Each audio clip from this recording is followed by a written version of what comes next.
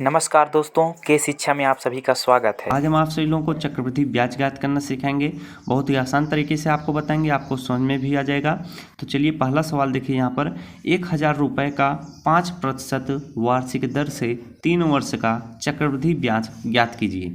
यानी 1000 रुपये पर जो है 5% की दर से 3 वर्ष का आपको क्या चक्रवृद्धि ब्याज ज्ञात करना है। तो पहले आप प्रथम वर्ष का आप ब्याज ज्ञात कर लीजिए। तो यहाँ पर आप लिखेंगे प्रथम वर्ष का ब्याज। प्रथम वर्ष का ब्याज कितने पर लगेगा? 1000 रुपये पर 5% लगेगा। क्या? 1000 रुपये का 5%। तो यहाँ पर लिख लीजिएगा 1000 रुपये का कितना? 1000 रुपये का 5%। 1000 रुपये का 5% 3 वर्ष में से आप प्रथम वर्ष का निकाल रहे हैं। तो 1000 यहाँ पर लिख लीजिएगा। का मतलब होता है गुणा। 5% को आप लिख सकते हैं 5/100। आशा करता हूँ इतनी बात सभी को समझ में आई होगी। अब यहाँ से आप 2 जीरो को 2 जीरो से कैंसिल कर दीजिए। 10 का गुणा 5 में करेंगे कितना आ जाएगा? 50 आ जाएगा। यानी प्रथम वर्ष का ब्याज कितना आया है? 50 रुपया। अब आप क्या करेंगे? इसका मिश्र धन निकाल लेंगे। 1000 रुपये में 50 रुपया ऐड कर देंगे। 1000 यहाँ पर लिखा हुआ है, इसमें 50 रुपया ऐड करेंगे तो कितना आपका हो जाएगा? यहाँ पर 5 आ जाएगा। 10 50 यानी 1050 रुपया हो जाएगा। ये जो 1050 रुपया आया है ये आपका क्या हो जाएगा? ये आपका मिश्र धन कहलाता है। क्या? ये आपका मिश्र धन कहलाता है। अब जब आप देखिए चक्रवृद्धि ब्याज में जब आप दूसरे वर्ष का ब्याज निकालेंगे, यहाँ पर मैं लिख लेता हूँ दूसरे वर्ष का ब्याज बराबर। अब जब आप दूसरे वर्ष का ब्याज निकालेंगे इस 1000 पे नहीं निकालेंगे। अब यहाँ पर जो आपका मिश्रधन 1050 आया है ये आपका यहाँ पर मूलधन का काम करेगा। यहाँ पर मूलधन 1000 है। अब यहाँ पर जब आप निकालेंगे तो 1050 का कितना? 5% निकालेंगे। 3 वर्ष का दूसरा वर्ष यहाँ पर है तो दूसरे वर्ष का ब्याज बराबर आपका यहाँ पर जो 1050 आया है इसको यहाँ पर लिख लीजिए। 1050 का कितना? 1050 का 5%। दर वही रहेगा, दर आपको हमेशा वही लिखना है। 1050 का 5%। अब आप इसको कैसे सॉल्व करेंगे? यहाँ पर आप लिख लीजिए 1050 का मतलब हो जाएगा गुणा। 5% का मतलब 5/100। इतनी बात सभी को समझ में आई।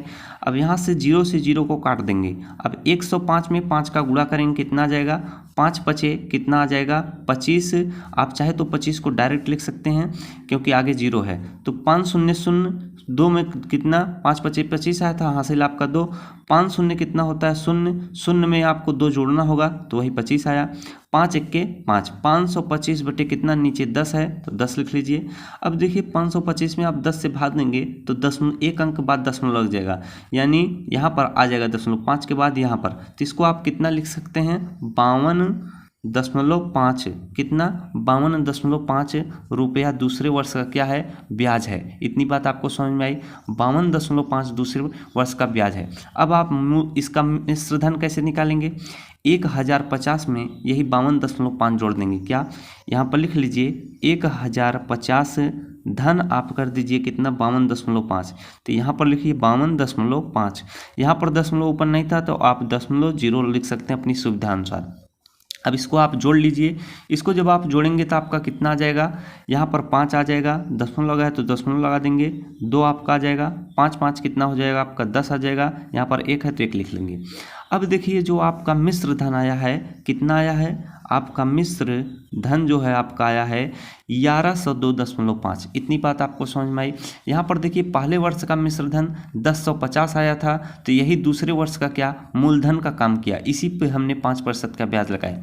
अब देखिए दूसरे वर्ष का जो मिश्र धन आया है 1102.5। अब यही तीसरे वर्ष का क्या? मूलधन का काम करेगा। तो आप लोग ध्यान से देखिए, आप सभी को समझ में आ जाएगा। अब यहाँ पर हम तीसरे वर्ष का ब्याज निकालेंगे तो यहाँ पर हम लिख लेंगे तीसरे वर्ष का ब्याज। कितना? ब्याज बराबर ये जो 1102.5 आया है इसी पर लगेगा। कितना? 1102.5 का कितना? 5%। कितना? 5%। दर हमेशा सेम रहेगा। तो यहाँ पर लिख लीजिएगा 1102.5 कितना? 1102.5 का मतलब हो जाएगा गुणा 5% का 5/100 आप कर देंगे। इतनी बात सभी को समझ में आई। अब आप क्या करेंगे, इसका गुणा कर देंगे। 1102.5 में जब आप 5 का गुणा करेंगे कितना आ जाएगा, 5 पचे कितना हो जाएगा 25, हासिल आपका 2 लग जाएगा। 5 दूना कितना होगा 10, 10 में 2 आप जोड़ेंगे कितना आ जाएगा 12, डायरेक्ट 12 लिख लीजिए क्योंकि आगे 0 लिखा हुआ है। अब आप 5 का गुणा 1 में करेंगे तो कितना हो जाएगा 5 1 के 5, 5 का गुणा फिर 5 में करेंगे कितना आ जाएगा 5 1 के 5। आशा करता हूँ समझ में आया। एक अंक के बाद दशमलव लगा तो यहाँ पर एक अंक के बाद दशमलव लगा दीजिए। बट्टे में नीचे 100 है तो 100 लिख दीजिए। अब आपको जब 5512.5 में 100 से जब भाग देंगे तो यहाँ पर देखिए 2 जीरो है तो दशमलव 2 अंक के बाद लग जाएगा। यहाँ से आप देखेंगे 1 अंक 2 अंक दशमलव के यहाँ पर लग जाएगा, कितना 55.125 हो जाएगा। तो इसको आप यहाँ पर लिख लीजिए, कितना हो जाएगा 55.125। आशा करता हूँ आपको समझ में आया। यानी तीसरे वर्ष का जो ब्याज है वो 55.125 होगा। क्या 55.125। अब आपको क्या इसका मिश्र धन निकाल लेना होगा। मिश्र धन निकालने के लिए आपको क्या करना पड़ता है, ये जो यहाँ पर मूलधन है इसी में ब्याज जोड़ देना पड़ता है। क्या, इसी में ब्याज को जोड़ देना पड़ता है। तो यहाँ पर लिख लीजिए 1102.5 धन आप कितना करेंगे 55.125। तो यहाँ पर आप लिख लीजिए 55.125। यहाँ पर कुछ नहीं है तो 0 0 लिख दीजिए। अब जब आप इसको जोड़ेंगे तो यहाँ पर आ जाएगा 5, यहाँ पर आ जाएगा आपका 2, यहाँ पर 5 1 कितना हो जाएगा 6, यहाँ पर दशमलव लगा है दशमलव लगा देंगे। 5 2 कितना हो जाएगा आपका 7 आ जाएगा। 0 5 जोड़ेंगे कितना आ जाएगा 5 आ जाएगा। यहाँ पर 11 है तो 11 लिख लीजिए। यानी मिश्र धन आपका कितना निकल कर आया है, मिश्र धन जो आपका निकला है वो 1157.625।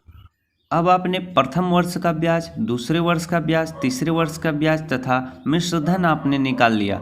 अब आपको क्या करना है, 3 वर्ष का चक्रवृद्धि ब्याज करना है, निकालना है। तो यहाँ पर आप लिख लेंगे 3 वर्ष का क्या चक्रवृद्धि ब्याज।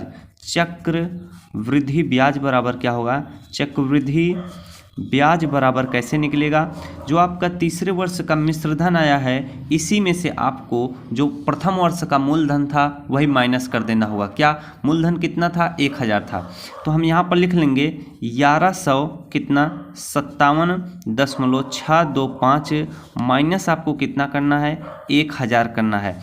यहाँ पर दशमलव नहीं है तो दशमलव लगाकर अपनी सुविधा अनुसार 0 0 लिख लेंगे। अब यहाँ पर आ जाएगा 5, यहाँ पर आपका आ जाएगा 2, यहाँ पर आपका 6 आ जाएगा, यहाँ पर आपका दशमलव है तो दशमलव लगा दीजिए। 7 आ जाएगा, 5 आ जाएगा, 1 आ जाएगा, 1 में से गया कितना 0 आ जाएगा, तो उसे आप रहने दीजिए लिखने को। तो 157.625 यही 3 वर्ष का क्या होगा चक्रवृद्धि ब्याज होगा। आशा करता हूँ आपको समझ में आया होगा। 157.625 यही आपका क्या हो जाएगा आंसर हो जाएगा। 3 वर्ष का चक्रवृद्धि ब्याज कितना आया है 157.625। आशा करता हूँ आपको मेरे द्वारा बताया गया यह तरीका आपको जरूर समझ में आया होगा। इसी प्रकार आप प्रश्न दूसरा भी सॉल्व करते हैं। अगर इस वीडियो से कुछ न कुछ आपको मदद मिली होगी तो वीडियो को लाइक और शेयर करना न भूलिएगा। आपसे अगले वीडियो में मिलते हैं, तब तक आप सभी लोगों का बहुत बहुत धन्यवाद।